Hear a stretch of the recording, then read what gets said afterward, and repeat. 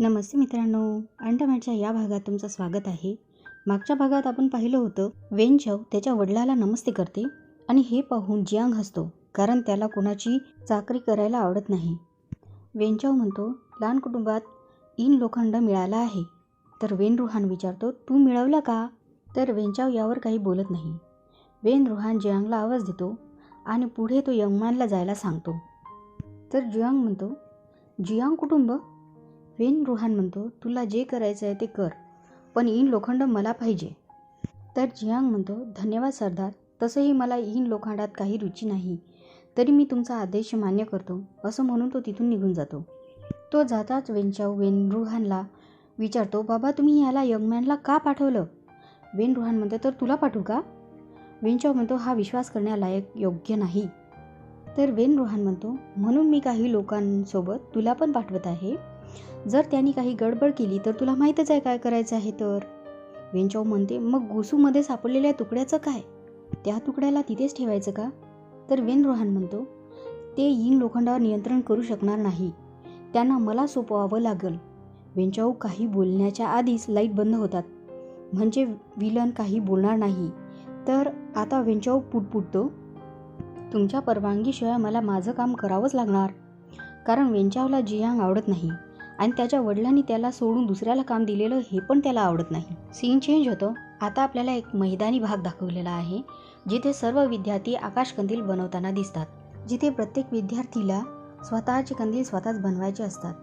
तर जिन जुआन एकटाच बनवत असतो, तर ताई तिथे त्याला हेल्प करायला येते.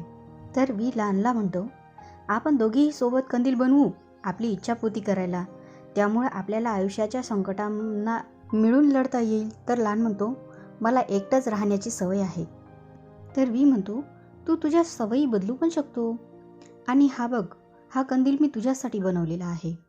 वी सस्याचं चित्र काढून लानला दाखवतो.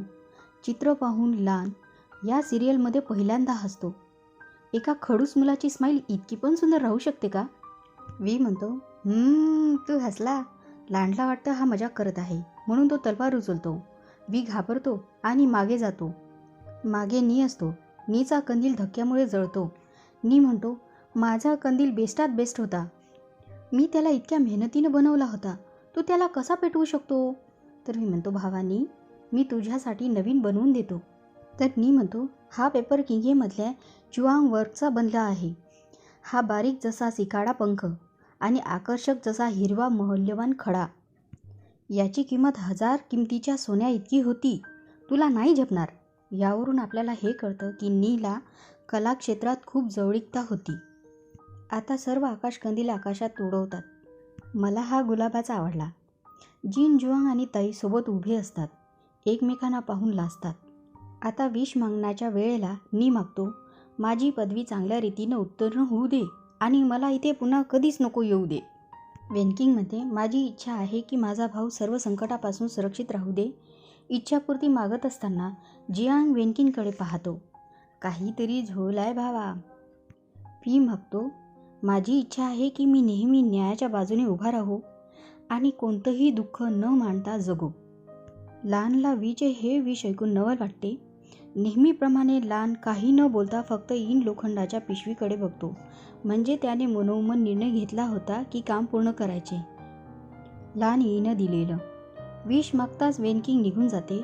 वीचे लक्ष ताईकडे जाते. तो ताईजवळ येतो आणि विचारतो, ताई तू काय मागितलं? तर ताई म्हणते, तू लवकर मोठा हो आणि सर्वांशी शहाण्यासारखा वागो. तर वी म्हणतो, तू खोटं बोलत आहे. तू नक्कीच तुझ्या चांगल्या लग्नाविषयी मागितलं असणार.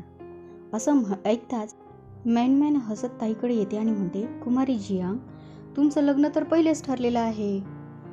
यांना विष मागायची गरजच नाही. असं म्हणताच तिथल्या सर्व मुली चिडवायला लागतात. नवरोबा तर बघा इथेच उभा आहे. त्या उगाच एकटा कंदील का उडवत आहे? त्यांनी तर मिळून उडवायला पाहिजे. मी ऐकलं जिन जुआन आणि कुमारी जियांगचं लवकरच लग्न करणार आहे. मग तुम्ही दोघे मिळून का नाही कंदील उडवत आणि सुखसमृद्धीचा विष करत? बरोबर ना जियांच्या मुला? हे ऐकून ताई निराश होते. व्हीला हे आवडत नाही आणि जिन जुआन म्हणतो, मॅनमॅन जायची वेळ झाली आहे. म्हणजे तो लग्नाला होकार दाखवत नाही आणि तिथून निघून जातो. ताई निराश होते. आणि ताईचा पडलेला चेहरा पाहून वीला खूप राग येतो. तो निघतो तर चेंग विचारतो त्याला, अरे तू कुठे जात आहे? जीन जेव्हा रस्त्याने जात असताना मॅनमॅन विचारते, काय झालं मुला, आपण कुमारी जियांगला सोबत का बरं कौंदिल उडू शकत नाही? जीन जुआन तिला विचारण्यास मनाई करतो तर मॅनमॅन म्हणते, मला माफ करा, पण तुमचे कुमार जियांग सोबत लग्न जुळलेले आहे आणि तुमच्या नाही म्हणण्यानं लोक तुमच्यावर हसतील. तर जीन जुआन म्हणतो, ऐक मॅनमॅन, हे लग्न मला मान्य नाही, तू पुन्हा मला विचारू नको. वी आवाज देतो, थांब, तू कसा बोलत आहे पुन्हा विचारू नको? तर जुआन म्हणते, तुला वेगळ्या पद्धतीने सांगू का? समजलं नाही तुला? तू पुन्हा मला विचारू नको. दोघेही एकमेकांकडे खुन्नसने बघतात. सर्व विद्यार्थी धावत सुटतात. ताईला पाहून मॅनमॅन धावत येते आणि म्हणते, कुमारी जियांग, तिकडे भांडण होत आहे. मी एका भुकीत तुझा जीव घेईन, मला थांबू नका. तू इकडे ये, इकडे ये. लहान वीला थांबवतो पण वी काही ऐकत नाही. पण ताईकडे पाहून तो शांत होतो. वी म्हणतो, हा म्हणत आहे की तू सुंदर नाही म्हणून त्याला तुझ्याशी लग्न करायचं नाही. तर नी म्हणतो, वी आपल्या बहिणीचा बचाव करत आहे. इथे पण ताई जुआनला काहीच बोलत नाही, पण ती खूप दुःखी होते. तसंही वीने जुआनचा गाल पूर्ण लाल केला होता. ती वीला घरी चल म्हणत ओढत नेते, पण वी मोठा खुन्नसने जुआनकडे पाहतो आणि सर्व निघून जातात. दुसऱ्या दिवशी वीला पनिशमेंट मिळालेली असते. लहान त्याला मागून पाहतो. त्याला वाटते वी रडत आहे, म्हणून तो त्याला समजवण्यासाठी म्हणतो, वी, जर तुला तुझ्या चुकीचा इतका पस्तावा वाटतो तर तू पहिले चुका का करतो? वीला लहान दिसताच वी त्याला मुंग्याने भरलेली काडी दाखवतो. हे बघ, इथे किती साऱ्या मुंग्या आहे, पहा पहा. लहान हे पाहताच त्याचा सारा भ्रम जमिनीवर आपटतो. लहान चिडून म्हणतो, तुला गुडघ्यावर उभं राहण्याची पनिशमेंट मिळाली आहे तरी तू मुंग्यांशी खेळत आहे. तू कुजलेल्या लाकडासारखा आहेस, ज्याच्यावर कोरीव काम करणे योग्य नाही. वी म्हणतो, अरे ह्या मुंग्या तर बघ किती क्यूट आहे. ह्या मुंग्या काळ्या आहे, जरा आमच्याकडच्या लाल मुंग्यांशी खेळून तर दाखव, तुला परम सत्याचं ज्ञान होईल भावा. काल रात्रीच्या भांडणामुळे चेंगच्या वडिलांना अर्जंटली बोलवलेले असते. ते पण तिथूनच जातात. पाहून वी विचारतो, काका तुम्ही इथे कसे? तर काका रागात म्हणतात, गुडघ्यावर बस. वी नाराज होऊन पुन्हा बसतो. तर चेंग म्हणतो, तुला आवडते ना गुडघ्यावर बसायला? तर वी म्हणतो, तुला तर माहीतच आहे की मला सवय आहे म्हणून. पण जीन जुआन मोरासारखा झाडाच्या आत लपला आणि पेनल्टीमुळे वाचला. एकदा काही पनिशमेंट खतम होऊ दे, मी त्याला रडेपर्यंत मारतो आणि जर मी नाही केलं तर माझं नाव बदलशील. चेंग म्हणतो, तुझी हिंमत कशी होत आहे असं काही बोलायची? या भांडणामुळेच तर माझे वडील एका रात्रीतून घुसूला आलेले आहेत. असे म्हणत तो मीटिंगला जातो. मीटिंगमध्ये लानचे अंकल, चेंगचे वडील आणि जुआनचे वडील असतात. तिघेही एकमेकांना नमस्ते करतात. गुरुजी म्हणतात, तसं तर हे लहान मुलांचे भांडणांची गोष्ट आहे, पण यात दोन्ही कुटुंब सामील आहे, म्हणून मी तुम्हाला बोलवले. आता तुम्ही मिळून या समस्येचे निवारण करा. जियांगचे वडील म्हणतात, मला माहीत आहे वेईंग लहानपणापासूनच खूप मस्तीखोर आहे. त्यांनी तुम्हाला पण खूप त्रास दिला, यासाठी मी तुम्हाला माफी मागतो.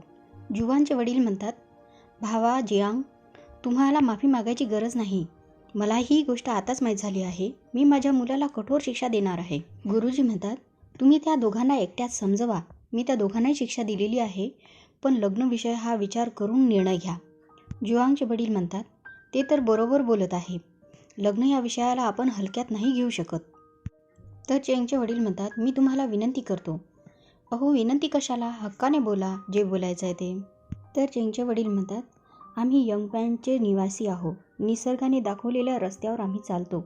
आमच्या इच्छा मुलांवर थोपत नाही. मी मानतो कुमारी लानीच्या आईने ती मरण्याआधी लहानपणीच या मुलीचं लग्न ठरवलं, पण हे लग्न दोघेही मुलं करण्यास तयार नाही. हे लग्न आपण मोडायला पाहिजे. तर चेंग वडिलांना आवाज देतो. आवाज देताच वडील मागे पाहते.